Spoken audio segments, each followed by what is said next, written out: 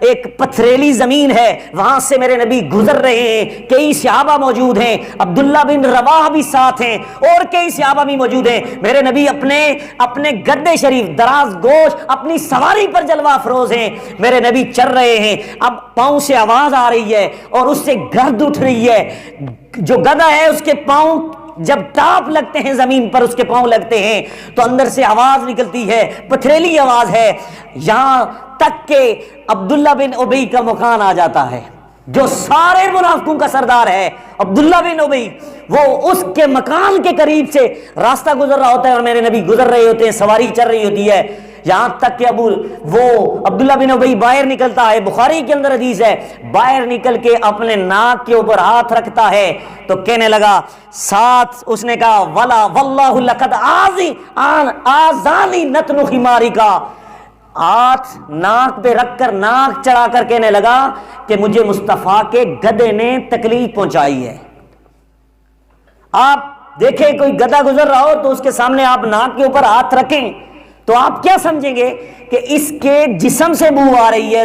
کہنے والا سامنے والا یہ سمجھے گا کہ اس کے جسم سے بو آ رہی ہے یا اس کے جسم سے ہوا خارج ہوئی ہے، تو اس وجہ سے وہ ناک چڑھا کے میرے نبی کی گستاخی نہیں، میرے نبی کی ذات کی بھی گستاخی نہیں اور میرے نبی کی صفات کی بھی گستاخی نہیں، بلکہ جس پر میرے نبی سوار ہو رہے ہیں اس گدھے کے بارے میں عبداللہ بن ابی کا یہ جملہ بخاری کے اندر ہے، نتن خماری کا آذانی کا لفظ ہے، مجھے آپ کے گدھے نے تکلیف پہنچائی ہے، یعنی وہ اس طرح کا لفظ استعمال کر رہا تھا جس وقت اس نے یہ لفظ استعمال کیا۔ یار لوگوں، آج اٹھنے کا مقام ہے، فرانس میں گستاخی ہو رہی ہے اور حکومتی سطح پر ہو رہی ہے اور پورے عالم اسلام کو للکارا جا رہا ہے، تو ہم آج بھی اگر یہ پڑھیں کہ مصطفیٰ جان رحمت پہ لاکھوں سلام، شمع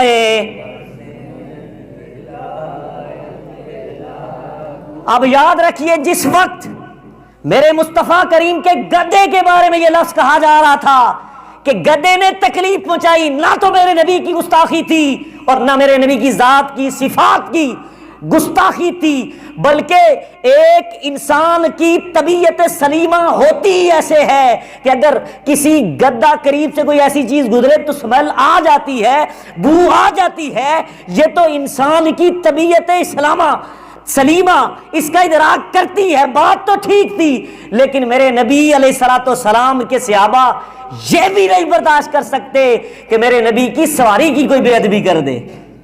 کیا کیا صحابہ نے؟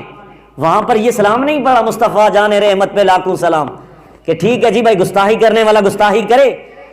حضور کی نسبت جس گدھے کے ساتھ ہو گئی ہے، یافور نام تھا، اس کے ساتھ نسبت ہو گئی، ٹھیک ہے خیر ہے کوئی بات نہیں کریں گے، چلے جاتے ہیں، کوئی حضور کی گستاخی تو نہیں ہوئی۔ لیکن یاد رکھیے وہ صحابہ تھے، ان کے دل کے اندر میرے نبی کا عشق موجود تھا، وہ حضور سے نسبت والی رکھنے والی چیز کی بھی بے ادبی برداشت نہیں کرتے تھے۔ اب کیا ہوا سنیے، ادھر عبداللہ بن ابی ہے، وہ منافق ہے، گستاخ ہے، عبداللہ کا منی ہے اللہ کا بندہ، اب پتہ کیوں نہیں چل رہا، وہ بھی عبداللہ، ادھر بھی عبداللہ، دوسری طرف میرے مصطفیٰ کریم کے صحابی عبداللہ بن رواحہ، یہ وہ صحابی ہیں ان کا کام ہی یہ تھا میرے نبی کی نعتیں پڑھا کرتے تھے، اور 36 صحابہ ہیں، کسی وقت مجھے وقت ملا تو 36 صحابہ حضرت ابو بکر صدیق سے لے کر یہ چاروں خلفاء سے لے کر 32 اور صحابی ہیں جو ایک نعت کونسل تھی میرے نبی کی، ایک کمیٹی بنی ہوئی تھی کہ جن کا کام ہی یہ تھا میرے نبی کی نعتیں پڑھا کرتے تھے۔ لوگ کہتے ہیں یہ نعتیں کہاں سے آئی؟ عربی میں وہ نعتیں، میں ایک دن ٹائم ملا تو میں انشاءاللہ بتاؤں گا کہ ان 36 صحابہ نے جو عربی میں میرے نبی کے سامنے نعتیں پڑھی مجمع لگا کر، تو حضرت عبداللہ بن رواحہ یہ نعت خوان تھے، انہوں نے وہاں نعت نہیں پڑھی میرے نبی کے گدھے کے بارے میں۔ جب عبداللہ بن ابی منافقوں کے سردار اس گستاخ نے یہ لفظ کہا، انہوں نے کیا کیا؟ انہیں غصہ چڑھ گیا، حضور سامنے موجود ہیں، جنگ شروع ہو گئی، آپس میں لڑائی شروع ہو گئی، برداشت نہیں کیا۔ اب سنیے کس طرح جنگ ہوئی۔ جنگ سے پہلے جواب دیا، کیا جواب دیا؟ کہنے لگے واللہ اطیم ریحم منکا، اللہ کی عزت کی قسم، حضرت عبداللہ بن رواحہ نے حضور کے سامنے گستاخ کو جواب دیا، اے عبداللہ بن ابی، تو میرے نبی کے گدے کے بارے میں یہ کہہ رہا ہے، اللہ کی عزت کی قسم حضور کے گدے کا جو پیشاب ہے وہ تجھ سے بھی زیادہ خوشبو والا ہے، تجھ سے بھی زیادہ خوشبو والا ہے۔